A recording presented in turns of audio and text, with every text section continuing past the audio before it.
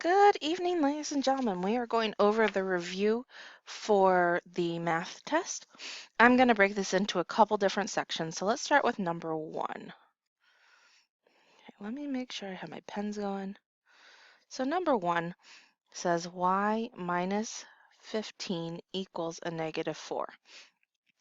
Now remember, these are just one step, and to get y alone, to get my variable alone, I just have to do the inverse.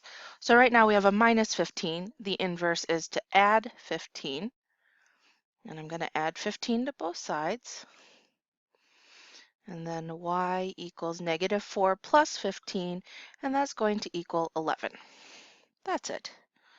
Number 3, oh, this one can be kind of tricky. T minus a negative 10 equals 2. So there's a couple different ways you can do this. You can change this into a positive, but I'm just going to kind of leave it as is. So remember, we want t alone. It's a minus negative 10, so the inverse right now needs to be a plus negative 10. So we're going to add, I'm just going to put the parentheses around it to show that that negative belongs there. Okay, so these would cancel. T equals negative 8 because 2 plus negative 10. Let me change the color up and I'll show you another way. So the other way you could also do this, t minus negative 10 equals 2. Now I'm going to rewrite this because remember, two negatives like that would make it a positive 10. Okay, and then we subtract 10 from both sides and we get t equals negative 8. So we'll come up with the same answer, it just changes things just a tiny bit. Let's see if I can move the page down. Okay, we are still sticking with one-step equations. And that was number 3. Let's do number 5. Number 5 says negative 6x equals 54. Remember, this is the same thing as negative 6 times x. And so the inverse of multiplication is division. So we're going to divide by negative 6. Okay, these cancel. And then 54 divided by 6 is going to be 9. And a positive divided by a negative makes this a negative. Okay, and that I believe was it for one-step equations. So I'm going to change the page when we go to multi-step because that part's a little bit more important. So number 7, 26 plus 9x equals negative 1. For several of you guys, I know that this is going to be confusing, so I'm just going to rewrite it so the x is on the outside. 9x plus 26 equals negative 1. The only reason I can do this is because all of this is positive. So, what is the first thing that happened to our x? Good, it got multiplied by 9. What's the second thing that happened? We added 26. Now going backwards, because remember we want to undo this, I'm going to subtract 26 because that is the inverse. And we get 9x equals negative 1 minus 26, or negative 1 plus a negative 26, and we get a negative 27. So I've borrowed $1, then I borrowed $26. I owe someone 27. Now, we've done this one. Now, then we multiply by 9, so what's the inverse? Good, we're going to divide by 9. And so x equals negative 3. And we just completed our backwards checklist. Number 9, 9r minus 2 minus 6r equals 1. Okay, so the first thing we have to do here, we have to combine like terms. Because they are on the same side of the equal sign, I can combine them and I don't have to change anything. It's only when I cross that equal sign line that I have to change it. So 9 minus 6, 3r minus 2, I'm going to shift this over a little bit, equals 1. Very nice. Now, let's see, the first thing that happened, we multiplied by 3. Second thing that happened, we subtracted 2. Now what's the inverse of subtracting 2? I'm going to add 2, and I have to do this to both sides because what I do to one side, you have to do to the other. So 3r equals 3, check.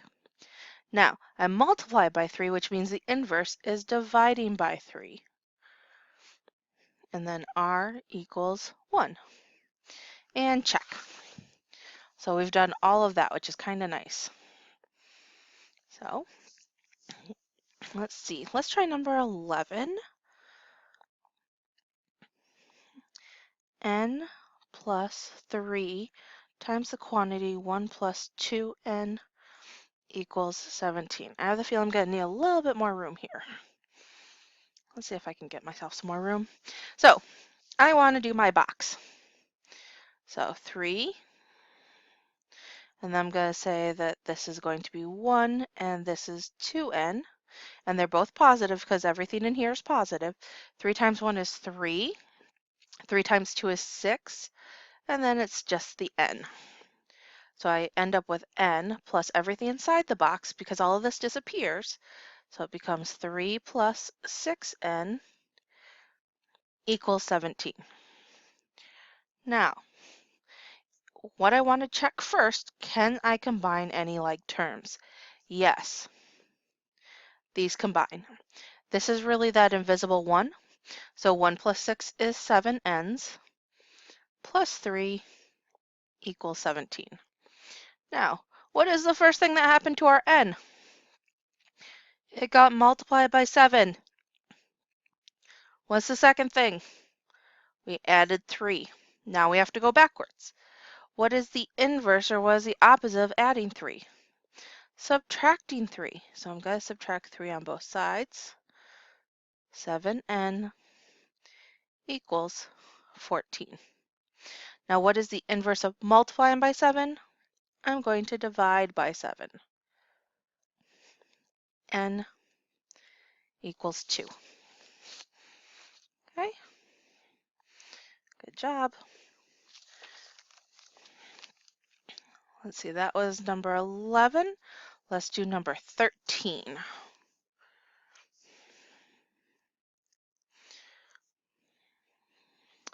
Oh, yay, these are one solution, no solution, forever solutions. Okay, so 24 minus 3x equals 9x.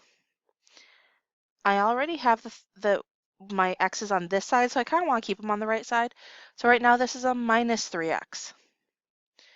And we know that the inverse is going to be plus 3x. These cancel. 24 equals 12x. Divide by 12 because we're back to our one step. And then 2 equals x. And remember, this means there is one solution, because it's not really going to equal anything else. It's just going to be that. Number 15 tells us, let's see, 2m minus n equals 6 minus m. So because this is a negative over here, I kind of want to make everything a positive, so I'm just going to add m to both sides. These cancel. We get 3m minus 9 equals 6. Then I need to add 9 to both sides. 3m equals 15. Divide by 3. M equals 5. Now again, because we're stating that a variable only equals one thing, this is one solution. But I'm not super concerned about that. Okay. Oh, and number 17. 12 plus 11h equals negative 18 minus 4h. Okay, Since this one's bigger and this one's smaller, I kind of want to add the other one. So I'm just going to do that. So I'm going to add 4h to both sides. These cancel. 12 plus 15h equals negative 18. And then I'm going to subtract 12 from both sides because remember we have to do the opposite, and right now that's a positive 12. So to get rid of it, we have that negative. And then negative 18 plus negative 12. Brain, brain, brain, negative 30. Good job. Then we're going to divide both sides by 15. And then h equals a negative 2. Now again, since there's only one thing that it can be, that means that this is a one solution.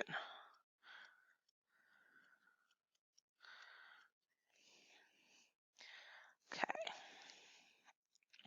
Now for our last problem, let's pick a really fun color. I really like this lighter purple. So 19. Maybe it's not as light as I thought it'd be. Oh, this is one of those wonderful story problems.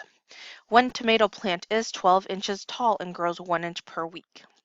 Another tomato plant is 6 inches tall and grows 2 inches per week. Write and solve an equation to find when the plants will be the same height.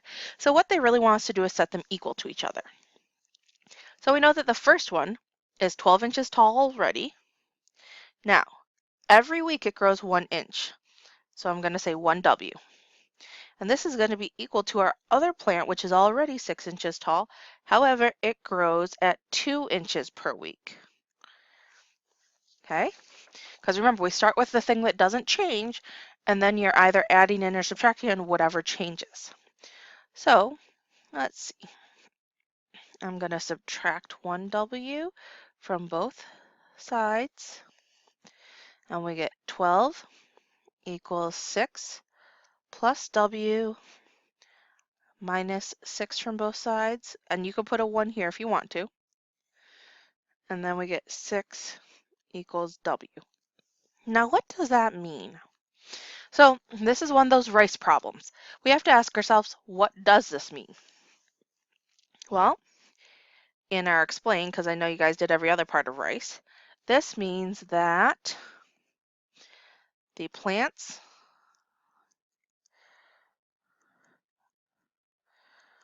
will be the same height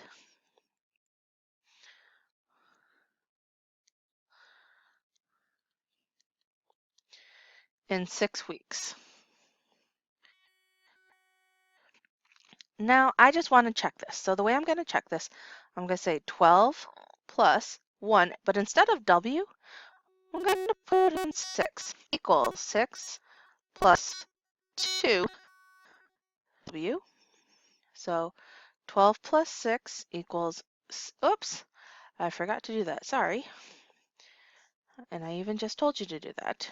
It's going to be 6 plus 12. Oh, look, this is 18 and 18.